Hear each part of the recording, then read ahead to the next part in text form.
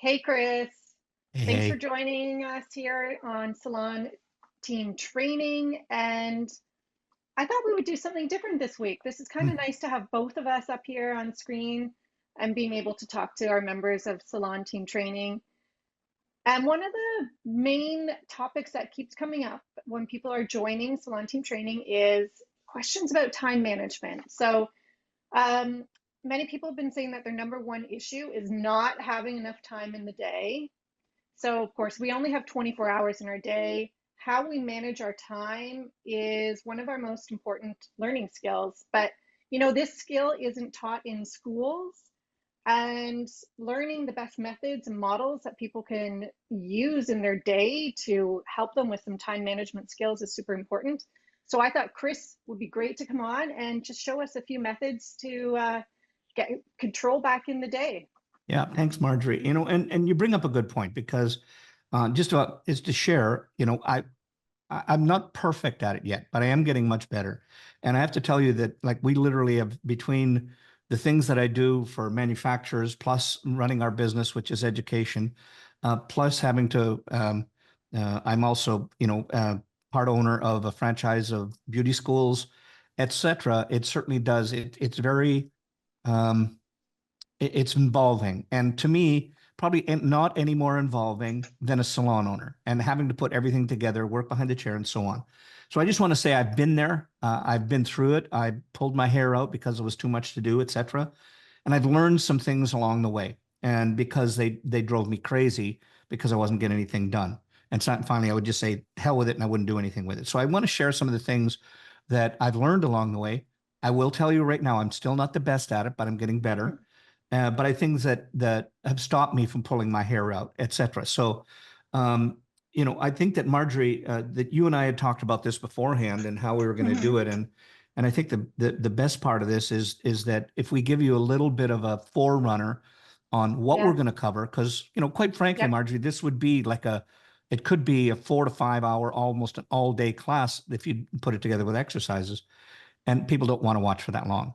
So let's do this. I've got something prepared that just on the different areas to go through, and Yep. we'll give everybody that's watching right now if you'll watch what we're going to share, and there's going to be this one, and then there's going to be three other videos that we're going to show that accomplish different tasks and different ways to get and to utilize to-do lists, etc. Yeah, definitely. I think breaking this up into smaller segments is perfect. So, do you think you're going to have a method for each one of these segments that you'll be teaching? Yeah, yeah. And so let me just jump right into that. So is that Okay. first off, let me share my screen here. And Yeah.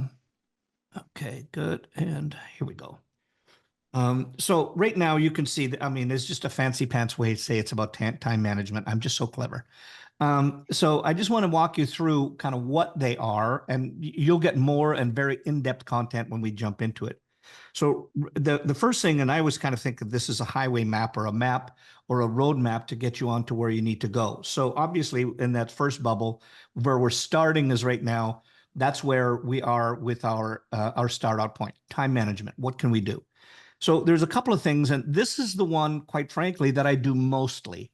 And there's a few variety of ways, just depending on what I want to do. When I want to get done stuff done simply, we call it the totally doable to-do list.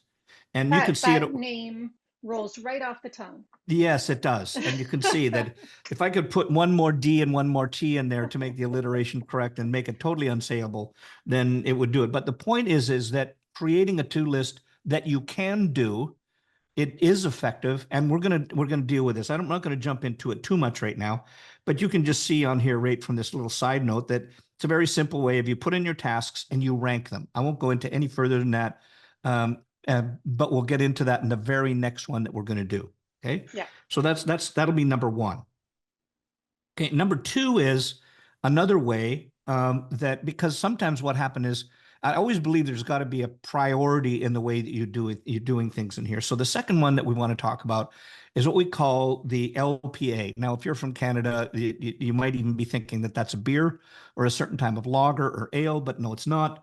It stands for list. In other words, you'd make your list up in your to-do list, you prioritize which ones you should do, and then you put action to all of them. And that's the way that we kind of fit it together. And you can see in here that what we're going to get into, some of the main topics is in there, is you've got to be able to organize things with, what's urgent and Hmm. what takes priority. And they can Hmm. shift. They're interchangeable. I know we've all had things that go along with our organizations, our business. If you're working behind a chair, even somebody throws a curve at you, and what wasn't urgent before, all of a sudden it's like it's too urgent and needs to happen yesterday. Yeah. So and if you can prioritize, and that's the other big thing is prioritize what do you like to do, what do you have to do, but what do you need to do? And if you can Oh, get yeah. into those areas, that'll really help you. Yeah. I always get bogged down sometimes with things that I know I can do fast versus things that really need to be done priority, for Yeah, sure. and I'm going to ask you permission to say what we call some of those Mhm. small things, but because Yeah.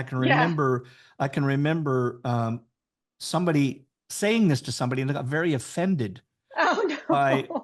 by saying it, and so if I'm going to give you a little warning.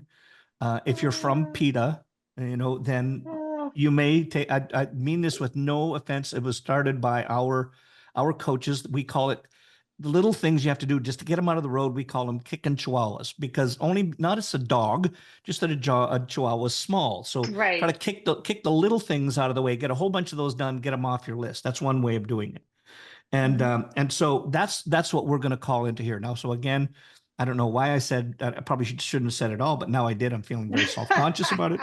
But let's just I leave it think at it's that. okay. I think Yeah. it's okay. So But I that's the do love a second one we're list. going to go into. Yeah, I do love a list. So I Yes. imagine these salon owners also love lists. So Yeah. Oh, and definitely. wouldn't you Yeah. agree that sometimes you're just so darn busy you haven't even got Oh, time to make the list? That's why if if I you can have don't some. write it down, it's out of my head in 5 minutes. I gotta write it down. Yeah, and I've got even in one of the pages I have here that if when I've got the totally to doable thing, you see it, I automatically have it with me and I write it down Hmm. and I have them just in a binder. So we'll talk about Yeah, more about that in a bit. But to me, that perfect. having that page there with you all the time, you can fold them up, have in your pocket, or have something together that you have with you at all times. Okay, so that's Yeah. so number one is the totally doable. Number two is the LPA list prioritize and then action. And then Hmm. this one is like if you go and you go to this, you got to list and you got to prioritize and you have to take an action, right? Yeah. So Yeah. most people will say, "Oh, what's the action to do? I don't know what to do." So the third lesson that we're going to get into is what we call Mm. RPM, or it stands for result, purpose, and then your massive action that you're going to take. And Ooh, and that's the great. action, as you can see over to the side, is in here. Is we're going to give you a really simple way that you can say, "What's the result that I want?" And this is the what. Well, here's what I want to do.